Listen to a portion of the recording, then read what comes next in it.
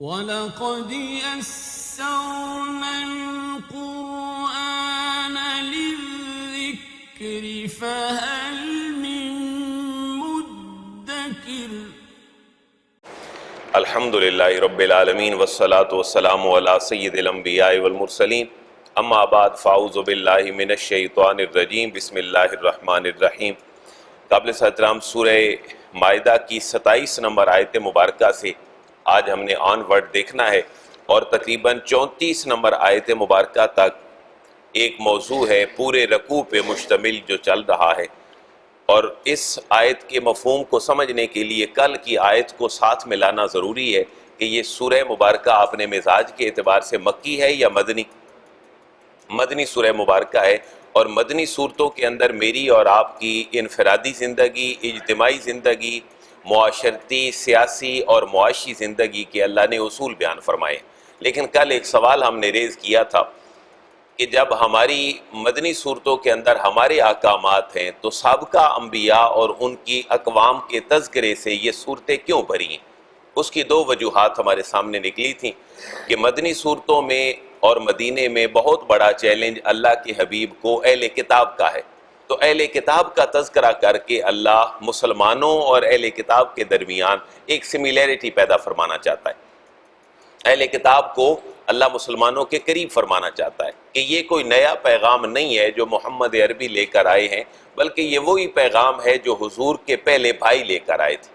اور دوسری بات یہ ہے کہ احکامات کے حوالے سے جب اہل کتاب کا چیلنج ہے تو پھر مثالیں دی جا رہی ہیں کہ محبوب انہوں نے اگر آپ کے ساتھ یہ رویہ اپنایا ہے تو اس کے پیچھے کچھ وجوہات ہیں۔ آج صرف ایک واقعہ ہے، کل ہم نے پڑھا تھا جناب موسیٰ علیہ السلام کا واقعہ کہ ان کی قوم نے ان کے ساتھ کیا کیا۔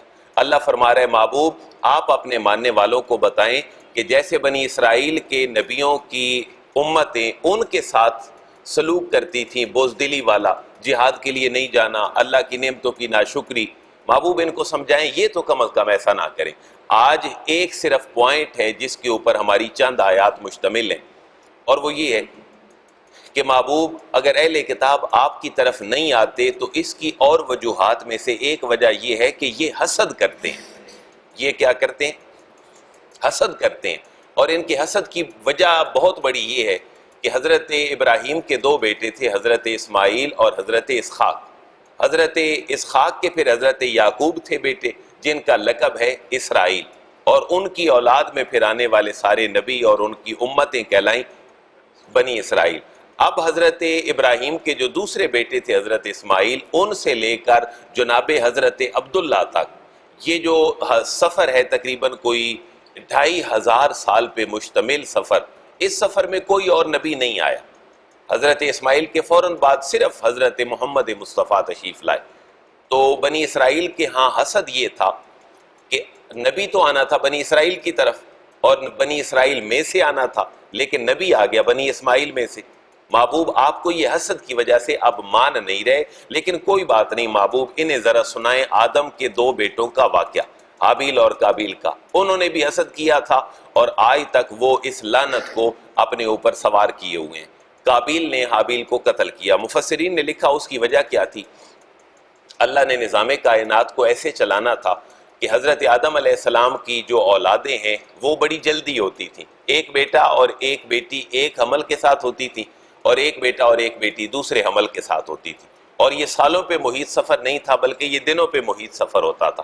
تو شریعت کا اصول یہ تھا اس وقت کی شریعت آدمی کا کہ جو فجر کا بیٹا ہوتا تھا پہلے حمل کا، اس کی دوسرے حمل کی بیٹی سے شادی ہوتی تھی، اور جو دوسرا تھا اس کے الٹ ہوتا تھا۔ حابیل اور قابیل کا جھگڑا یہ ہوا کہ قابیل نے کہا میں نے اپنے ساتھ پیدا ہونے والی اپنی بہن کے ساتھ نکاح کرنا ہے۔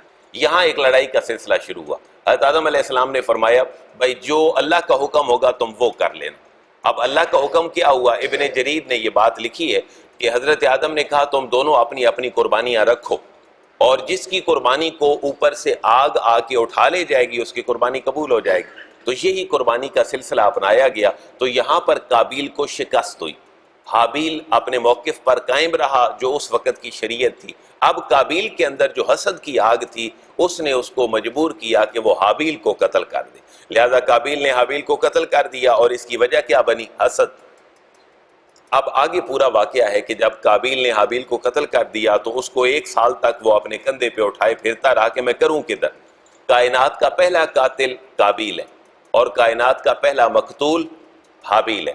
تو اب قتل کے بعد انسان کدھر جائے گا مرنے کے بعد؟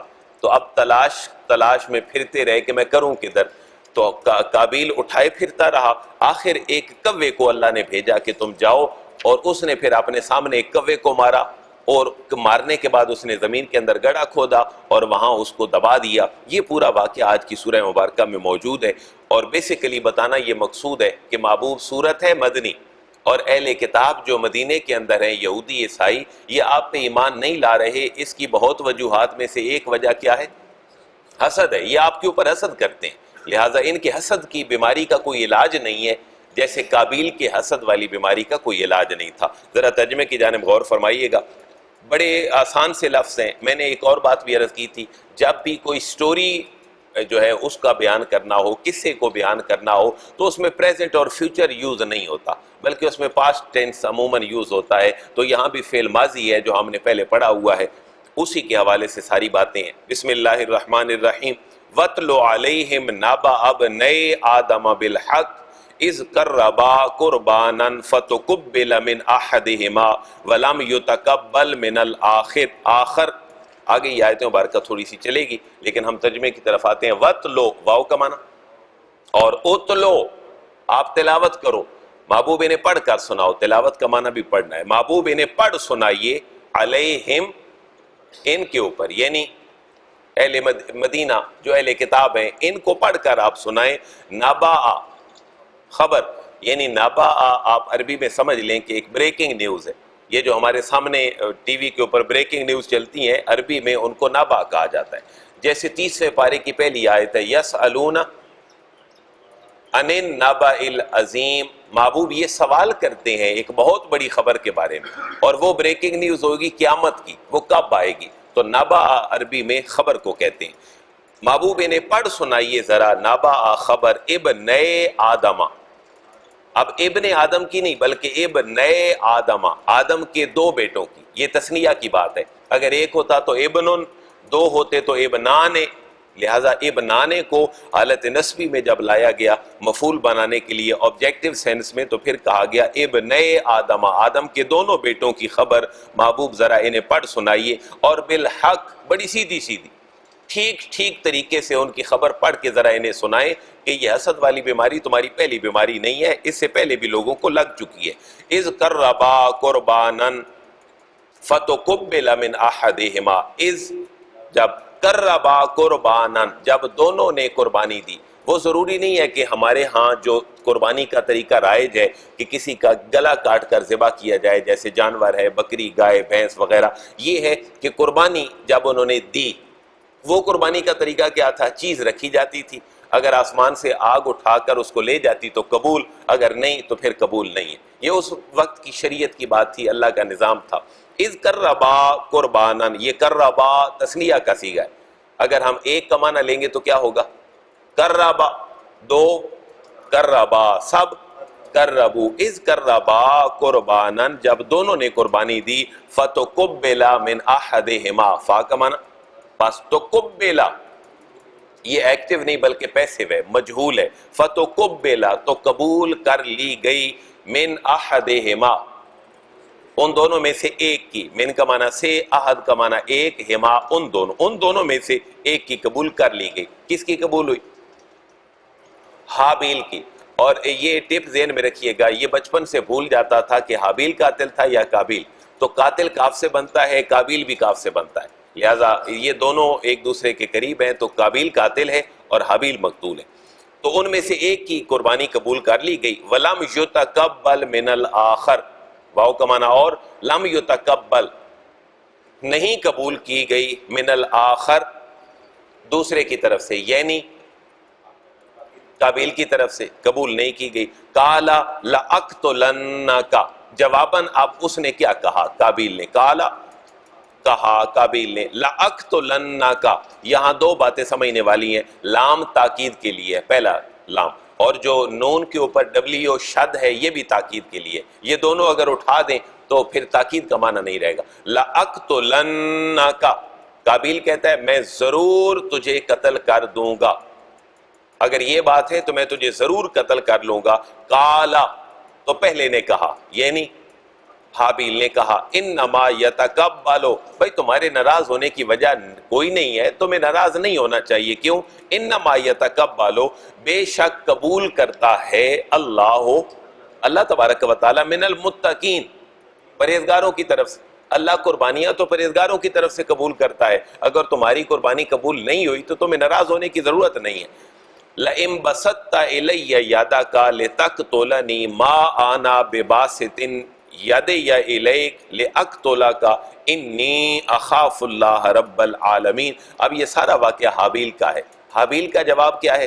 لئن بسطت، لئن اگر، بسطت تو نے بڑھایا، تو نے آگے کیا، الیہ میری طرف، یادا کا اپنا ہاتھ۔ حابیل کہتا ہے اگر تم نے اپنا ہاتھ میری طرف بڑھایا، لتقتلنی مجھے قتل کرنے کے لیے، تو ما آنا بباسطن، ما نہیں ہوں گا، آنا میں، بباسطن بڑھانے والا، یا اپنا ہاتھ، اگر تو نے اپنا ہاتھ میرے قتل کے لیے آگے بڑھایا تو میں اپنا ہاتھ تیری طرف بڑھانے والا نہیں ہوں گا، لأقتلک کہ میں بھی تجھے قتل کر دوں۔ کیوں؟ کہ میں قتل کے ارادے میں بھی شامل نہیں ہونا چاہتا، کیونکہ حضور نے فرمایا قاتل اور مقتول دونوں جہنمی ہیں۔ عرض کیا گیا حضور قاتل تو ٹھیک ہے کہ جہنمی ہے، مقتول کیسے جہنمی ہے؟ حضور نے فرمایا کہ یہ الگ بات ہے کہ مارنے والا قاتل پہلے بن گیا اور مقتول بن گیا، لیکن کوشش تو مقتول کی بھی تھی کہ میں بھی اس کو قتل کر لوں۔ یہ الگ بات ہے کہ غالب قاتل آ گیا ہے اور جو مقتول ہے وہ مغلوب ہو گیا ہے، ورنہ اگر 1-2 سیکنڈ کی بات اور لگتی تو شاید مقتول قاتل بن جاتا اور قاتل مقتول بن جاتا۔ لہذا حضور نے فرمایا انسانی جان کی حرمت کا تقاضا یہ ہے کہ قاتل اور مقتول دونوں ہی جہنمی ہیں۔ اب وہ ارادے سے بھی حابیل نکلنا چاہتے ہیں۔ حابیل کہتے ہیں میں تیری طرف ہاتھ نہیں بڑھاؤں گا تاکہ میں تمہیں قتل کر لوں، انی اخاف اللہ، انی بے شک میں، اخاف خوف رکھتا ہوں، اللہ کا، میں اللہ کا خوف رکھتا ہوں۔ اللہ کون ہے؟ رب العالمین، جو تمام جہانوں کا پالنے والا ہے، مجھے اس رب کا خوف ہے۔ انی ارید ان تبوء باسمی واسمک فتکون من اصحاب النار وذالک جزاء الظالمین۔ اب یہاں بھی حابیل کی ہی گفتگو ہے جو آگے چل رہی ہے۔ انی بے شک میں، ارید ارادہ رکھتا ہوں، حابیل کہتا ہے میں یہی چاہتا ہوں، ان تبوء، ان کا معنی کہ تبوء تو اٹھا لے، باسمی میرے گناہ کا بوجھ، و اسمے کا اور اپنے گناہ کا بوجھ۔ میں چاہتا ہوں یہ دونوں گناہ تیرے ذمے ہوں، میں ارادے میں بھی شریک نہیں ہونا چاہتا، اور تو ہاتھ بڑھائے گا تو میں ہاتھ بھی نہیں بڑھانا چاہتا، اور اگر میرا اور اپنا تم دونوں کا بوجھ اٹھا لو گے تو پھر فتکون من اصحاب النار، فا کا معنی پس، تکون تو ہو جائے گا، من اصحاب النار آگ والوں میں سے، تو دوزخیوں میں سے ہو جائے گا، وذالک جزاء الظالمین، اور یہی سزا ہے اور یہی جزا ہے الظالمین، ظلم کرنے والوں کی۔ لہذا سب سے بڑا کائنات کا ظلم یہ ہے کہ انسانی جو حقوق ہیں ان کو وائلیٹ کیا جائے، اور بیسک ہیومن رائٹس میں پہلے 3 چیزیں ہیں،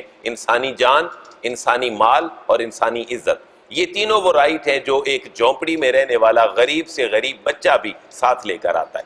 اس کو اس کی جان کا تحفظ، اس کا حق حاصل ہے، جو اس کے پاس مال ہے اس کے تحفظ کا حق حاصل ہے، جو اس کی عزت اور ڈگنیٹی وقار ہے اس کو تحفظ حاصل ہے۔ اگر ان تینوں کو اگر کوئی وائلیٹ کر رہا ہے اور ایک بندہ دفاع کر رہا ہے، دفاع میں اگر وہ مر جاتا ہے تو شریعت نے کہا ہے یہ شہید ہے، اور اللہ نے دونوں کی باتیں کی ہیں، آگے مال لوٹنے کی بات بھی آ رہی ہے۔ فَطَوَّعَتْ لَهُ نَفْسُهُ قَتْلَ أَخِيهِ فَقَتَلَهُ فَأَصْبَحَ مِنَ الْخَاسِرِينَ۔ اب یہ دنیا کا پہلا قتل ہے جو ہونے جا رہا ہے، جس کو اللہ بیان فرما رہے ہیں۔ فَطَوَّعَتْ، فا کا معنی پس، طوعت آسان بنا دیا، طوعت آسان بنا دی، یہ بھی پاسٹ انڈیفینٹ ہے، فعل ماضی معروف ہے، 4 حرفوں والا، اس کی اپنی گردان ہے۔ طوع، اس ایک نے آسان بنایا، 2 نے آسان بنایا، طوعا سب نے، طوعو اس ایک مؤنث نے آسان بنایا، یہ طوعات ہے۔ مؤنث کی بات کیوں ہے؟ کیونکہ انسانی باڈی اور انسانی نفس کو اللہ نے یہاں پر جینڈر کے اعتبار سے مؤنث ذکر کیا ہے۔ فیمیل کے حساب میں ذکر کیا ہے، کیونکہ میں نے عرض کیا تھا انسانی باڈی کے جتنے بھی اعضاء ہیں اللہ نے ان کو مؤنث ذکر کیا ہے، یہ گرامر کا اصول ہے، آنکھیں دو، کان دو، ہاتھ دو، پاؤں دو، انسانی جان، یہ سب مؤنث ہے، جیسے انگلش کا اور ہر زبان کا اپنا اصول ہے، عربی کا بھی یہی اصول ہے۔ فَطَوَّعَتْ پس آسان بنا دیا، لہو کس کے لیے؟ قابیل کے لیے، بس آسان بنا دیا اس کے لیے، نفسہو اس کے نفس نے۔ یہاں پر بڑا ایک روحانی اور تصوف کا نقطہ ہے کہ دیکھیں ساری چیزیں مغلوب ہو گئیں، اس کا حسد غالب آ گیا۔ وہ ساری چیزیں کیا تھی جو نیچے دب گئیں؟ بھائی کا بھائی سے پیار کتنا ہوتا ہے، یہ نیچے دب گیا۔ بھائی میں نے بھائی کو مار دیا تو باپ کیا کہے گا، یہ جذبہ بھی دب گیا۔ اور میں کتنے بڑے دل اور گردے کے ساتھ اپنے بھائی کو ماروں گا، ساری محبتیں دب گئیں، ایک جذبہ اوپر آ گیا جو جذبہ کس کا تھا؟ حسد کا تھا۔ یہاں سے آپ دیکھیں کہ شیطان سارے جذبے دبا لیتا ہے اور شیطانی جذبے پھر اس کے اوپر غالب آ جاتے ہیں۔ اس کی وجہ کیا ہے؟ اس کی وجہ یہ ہے کہ انسان جب اپنے اندر نیکی کا مادہ کھو دیتا ہے، یوں سمجھیں کہ کچھ انسانی باڈی کے اندر سیلز ہیں جو انسان کو خیر کے لیے چارج کرتے ہیں، جب وہ سیل ہی ختم ہو جائیں گے تو آٹومیٹیکلی وہ دوسری بیماریوں کی طرف آ جائے۔ آپ انسانی باڈی کو ہر چیز پہ اپلائی کر سکتے ہیں۔ انسان کا مزاج اگر اور اس کے اندر والے سیلز دوسروں کے اوپر غالب آ جائیں تو انسانی طبیعت بیمار ہونا شروع ہو جاتی ہے۔ آپ خون کے مادے لے لیں، وائٹ سیل بھی ہیں، ریڈ بھی ہیں۔ ڈینگی کب ہوتا تھا؟ جب کیسے چلتا تھا انسانی جو وائٹ سیلز ہیں جب وہ کم ہو جاتے ہیں، دفاعی قوت کم ہو جاتی ہے، پھر انسان کو کہا جاتا ہے اب اس لمحے کے لیے اس کو تیار کروایا جائے۔ کیسے؟ بھائی اس کو لیکوڈ چیزیں پلائی جائیں، اس کو گنے کا شربت پلایا جائے، اس کو لیموں کا پانی پلایا جائے تاکہ یہ مزید آگے بڑھے۔ یہاں جو حسد کی بیماری تھی وہ غالب آ گئی، ساری محبتیں اس کے نیچے دب گئیں۔ تو اللہ سے دعا کرنی چاہیے اللہ ہمیں حسد سے محفوظ فرمائے۔ ہمارے معاشرے میں حسد کی بیماری راہ جاتے ہوئے انسان کو لگ جاتی ہے، اور یہ جب حسد کی بیماری لگتی ہے اور لیگ پولنگ کی بیماری لگتی ہے پھر معاشرہ بھی ترقی نہیں کرتا، پھر معاشرے کے ادارے بھی ترقی نہیں کرتے۔ چھوٹے چھوٹے گھروں سے لے کر بڑے بڑے اداروں تک جب لیگ پولنگ کا معاملہ آئے، حسد نفرت کا معاملہ آئے، پھر سارے جذبات نیچے رہ جاتے ہیں۔ آپ واقعہ کربلا کو دیکھ لیں کہ حسنین کریمین پورا خاندان نبوت کربلا کے میدان میں شہید ہو رہا ہے، شیطانی جذبہ عروج پہ ہے، رحمانی جذبہ وہاں پر مغلوب ہو گیا، اور کائنات آج تک حیران ہے، زمین ششدر ہے، آسمان حیران ہے کہ نواس رسول کو اور پورے خاندان کو شہید کر دیا گیا۔ تو اس معاملے سے اللہ کی پناہ مانگنی چاہیے کہ اللہ میں حسد جیسی بیماریوں سے محفوظ فرمائے۔ فَطَوَّعَتْ پس آسان بنا دیا، لہو اس کے لیے، نفسہو اس کے نفس نے۔ اس لیے صوفیاء کہتے ہیں نفس کو مارنا چاہیے۔ وہ مرے گا کیسے؟ اس کو اللہ کے احکامات کے مطابق چلایا جائے۔ اللہ نے نماز کا کہا ہے، نفس کہے گا نہیں آج اتوار ہے، کیا کرنا ہے جا کے، پہلے تو چلے مسجد میں چلے جاتے ہیں، نماز پڑھتے ہیں، درس بھی سن لیتے ہیں، تو کوئی بات نہیں آج اتوار ہے، آرام کر لیتے ہیں، سارا دن جو تھکاوٹ ہوتی ہے پورے ہفتے کی تو کوئی یہ وہ معاملہ ہے جب نفس انسان کو اور شیطان ابھار رہا ہے۔ سردیوں میں آپ کوئی کہے بھائی میں ٹھنڈے پانی سے کیسے وضو کروں گا، تو یہ نفس ہے، لیکن جب اس کی تربیت ہوتی رہے گی نماز سے، روزے سے، اور صوفیاء نے ایک بڑا پیارا معاملہ نکالا تھا مراقبے کا۔ مراقبہ یہ تھا گردن جھکا کے بیٹھ جائیں، محاسبہ کریں اپنا، اللہ نے مجھے پیدا کیوں کیا۔ وہ جو سوچنے کا سافٹ ویئر ہے وہ جب مضبوط ہوگا، ڈیولپ ہو جائے گا، پھر اللہ اس کے معاملات میں اس کے لیے آسانیاں پیدا کر دے، پھر نماز پڑھنا اس کے لیے آسان ہو جائے گا۔ اس نے کیا کیا؟ اس کے نفس نے اس کے لیے آسان بنا دیا، کیا؟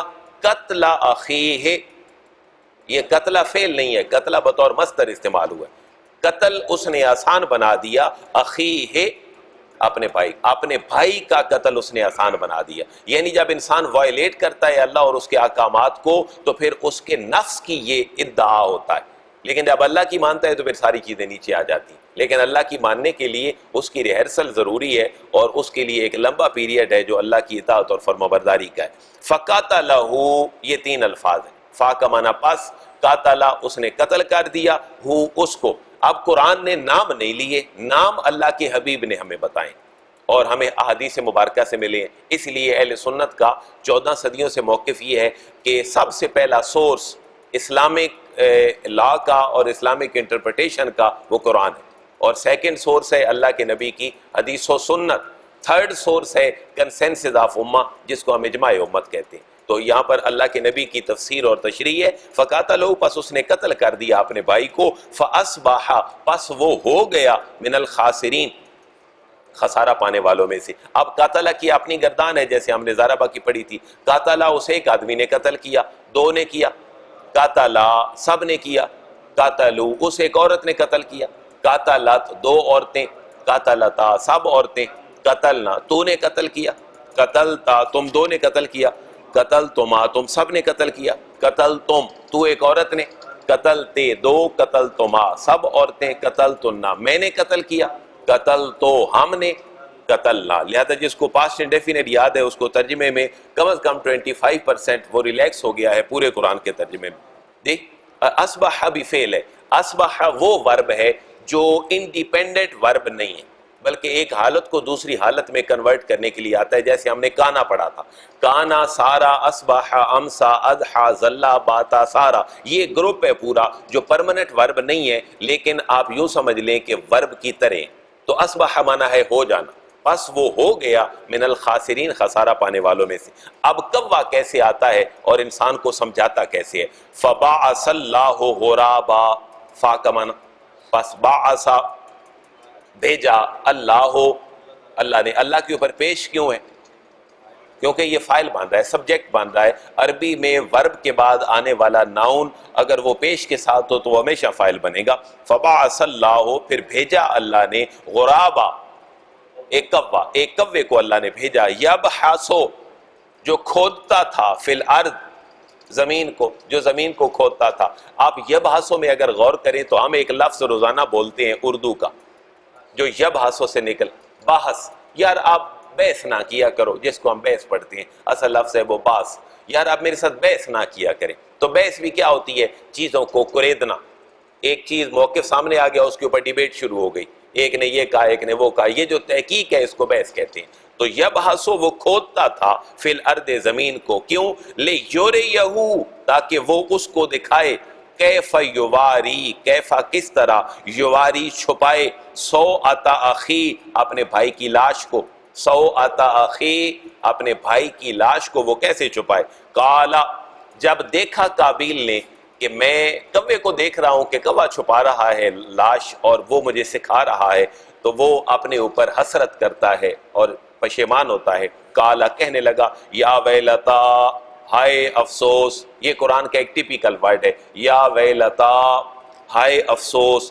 اعجزتو کیا میں قاصر آ گیا ہوں، کیا میں عاجز آ گیا ہوں، ان اکونا کہ میں ہو جاؤں، مثل ھذا الغراب اس کوے کی مثل میں ہو جاؤں. کیا میں اس سے بھی عاجز آ گیا ہوں کہ مجھے اتنی سمجھ بھی نہیں ہے کہ میں نے بھائی کو مار دیا ہے اور مجھ سے اس کو چھپانے کا کوئی طریقہ نہیں آ رہا، تو کیا میں کوے سے بھی عاجز آ گیا ہوں؟ ہائے میرے لیے افسوس ہے. فاواری سوءۃ اخی میں چھپا دیتا اپنے بھائی کی لاش کو. فاصبح من النادمین وہ یہ سوچتے سوچتے، فا کا معنی پس، اصبح وہ ہو گیا من النادمین شرمندہ ندامت کرنے والے لوگوں میں سے. اب اس نے قتل کیا تو اللہ نے دو باتیں کی ہیں، وہ خاسرین میں سے بھی ہو گیا، نادمین میں سے بھی ہو گیا.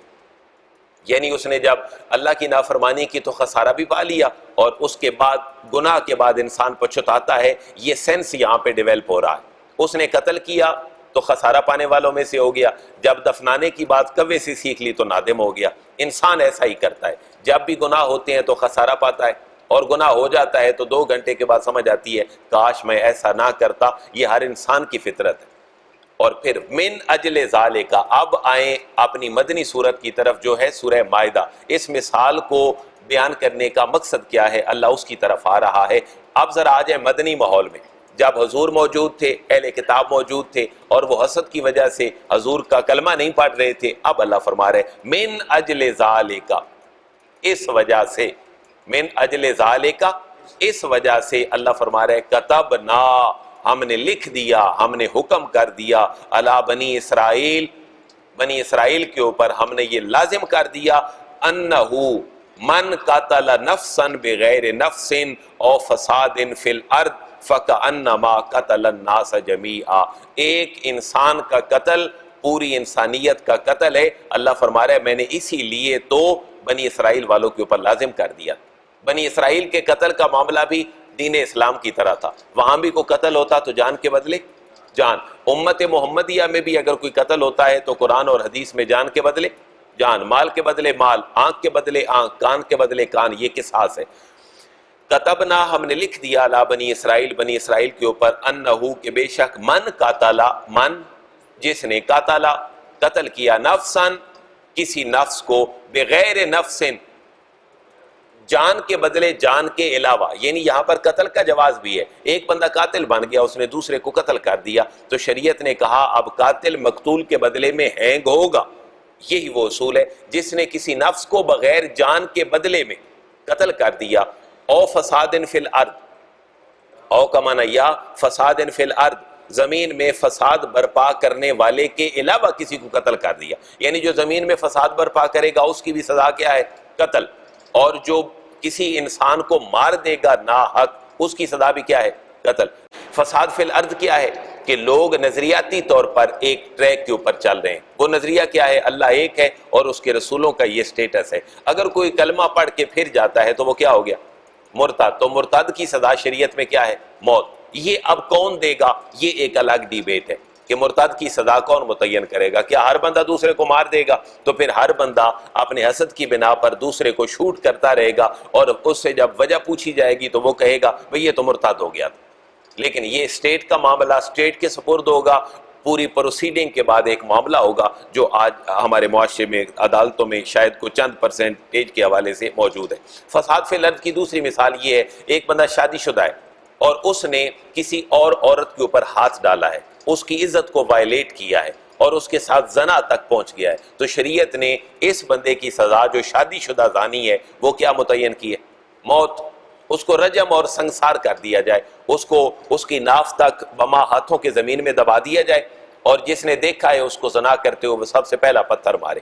اس کو پہلا پتھر مارنے کا کیوں کہا گیا؟ کہ اگر یہ بھی اپنے کسی بدلہ لے رہا تھا حسد کا، تو جب انسان کو پتھر مارے گا اور اس کے لیے دفاعی پوزیشن بھی نہیں ہوگی تو شاید اس کا دل نرم ہو جائے۔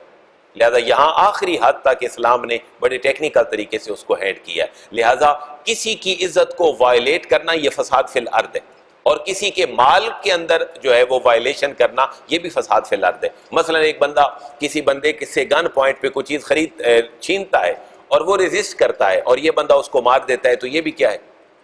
فساد فی الارض ہے۔ اس کی سزا بھی کیا ہے؟ اس کی سزا بھی موت ہے، اور اس کی آگے مزید باتیں آ رہی ہیں۔ اگر گن پوائنٹ پہ کوئی چیز صرف چھینی ہے، مارا نہیں ہے، اس کی سزا اور ہے، اگر مار بھی دیا ہے تو اس کی سزا اور ہے۔ اگر ایک بندہ ان اویئر تھا اور اس کو پتہ ہی نہیں چلا اور ایک بندے نے اس سے مال لے لیا تو یہ ڈاکہ نہیں ہے، یہ چوری ہے، چوری کا حکم الگ ہے۔ یہ دونوں چیزیں آگے تفصیل سے آ رہی ہیں۔ جس نے جان کے بدلے جان کے علاوہ یا فساد فی الارض کے علاوہ کسی بندے کو قتل کیا تو فکأنما قتل الناس جمیعا، فا کا معنی پس، کأنما گویا کہ قتل اس نے قتل کر دیا، الناس لوگوں کو، کتنے لوگوں کو؟ جمیعا، سب انسانوں کو۔ یہ ہے وہ حرمت اور وقار انسانی جان کا جو اللہ نے بحال کیا ہے، یہ پہلے نہیں تھا۔ ایک چھوٹی سی بات پہ جنگ چھڑتی تھی، 40 سال پہ جاری رہتی تھی۔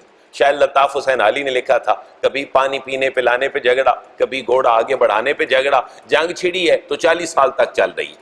پتہ نہیں شاید اس جنگ کا نام کیا تھا جو 40 سال تک حضور کی آمد سے پہلے جاری رہی۔ وجہ کیا بنی؟ ایک کی اونٹنی دوسری کی فصل میں چلی گئی، اس نے اس کی کونچیں کاٹ ڈالی، لڑائی شروع ہو گئی تو نسل در نسل چلتی رہی۔ تو اللہ نے انسانی جان کو پہلے تحفظ دیا۔ ومن احیاہا، اور جس نے انسانی جان کو بچا لیا، فکأنما پس گویا کہ اس نے احیا بچا لیا، الناس لوگوں کو، جمیعا سب کو۔ تو انسانی جان سب سے پہلے ہے۔ وَلَقَدْ جَاءَتْهُمْ رُسُلُنَا بِالْبَيِّنَاتِ، اور انسان کے اسی وقار کو بحال کرنے کے لیے اللہ نے نبیوں کو بھیجا ہے۔ آج دوہرا اصول اور ایک انسرٹینٹی معاشرے میں پھیلا دی گئی ہے کہ نبیوں کے آنے کا معاملہ کیا تھا؟ انسان اپنا اصول اور آئین بنانے میں خود مختار ہونا چاہیے، لیکن اللہ فرما رہا ہے تمہیں بھیجا میں نے ہے، تمہیں نظام حیات بھی میں نے دینا ہے۔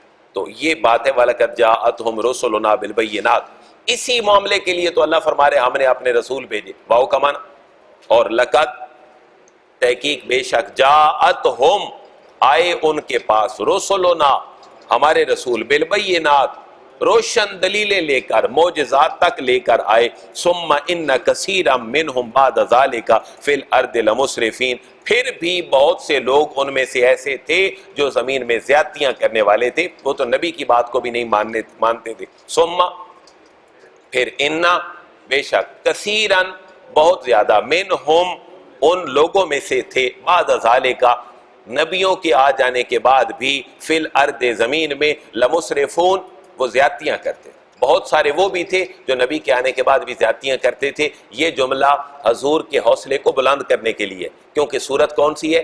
مائدہ، کہاں نازل ہوئی؟ مدینے میں، اور اہل کتاب حضور کے راستے میں رکاوٹ ہیں۔ بالکل اسی طرح جس طرح مکی دور میں حضور کے راستے میں رکاوٹ کون تھے؟ کافر اور مشرک۔ یہاں پر راستے میں رکاوٹ کون ہے؟ اہل کتاب۔ تو اللہ تسلی دے رہا ہے، محبوب ان کی بیماری حسد ہے، اور آپ کے راستے میں اگر یہ رکاوٹ ہے تو یہ پہلے بھی رکاوٹ بنتے آئے ہیں، میں نے آپ سے پہلے بھی نبی بھیجے ہیں، ان کے راستے میں بھی انہوں نے روڑے اٹکائے ہیں، اگر آپ کے راستے میں بھی روڑے اٹکا رہے ہیں تو پریشانی کی ضرورت نہیں ہے، آپ کا پیغام، آپ کا فرض ہے پہنچا دینا، اور ان کو ہدایت دینا کس کا کام ہے؟ اللہ فرماتا ہے میرا کام ہے۔ کل انشاءاللہ ہم دیکھیں گے دو حدود ہیں کہ اللہ نے جو حدود نافذ کی ہیں، چوری کی، ڈاکے کی، قتل کی، اسلامی سزاؤں میں اسلام کا تصور کیا ہے؟ آج مغرب واویلا کرتا ہے کہ اسلام اتنا جبر والا دین ہے کہ لوگوں کے ہاتھ کاٹ دیتا ہے، لوگوں کے مخالف سمت میں ہاتھ پاؤں کاٹ دیتا ہے، جان کے بدلے جان چلی گئی۔ لیکن آپ اگر دیانتداری سے تجزیہ کریں تو برما کے اندر روہنگیا مسلمانوں کے ساتھ جو ہونے والا معاملہ ہے، وہ اس کی کون سا مذہب اجازت دیتا؟ اسلام تو لوگوں کی اصلاح کے لیے لوگوں کی پنشمنٹ کر رہا ہے۔ اسلام مجرم کو 50% سزا دینا چاہتا ہے، 50% اسلام لوگوں کے لیے اس بندے کو نشان عبرت بنانا چاہتا ہے۔ اللہ تعالیٰ سے دعا یہ ہے اللہ اسلام کو اس کی روح کے مطابق ہمیں اڈاپٹ کرنے کی توفیق نصیب فرمائے۔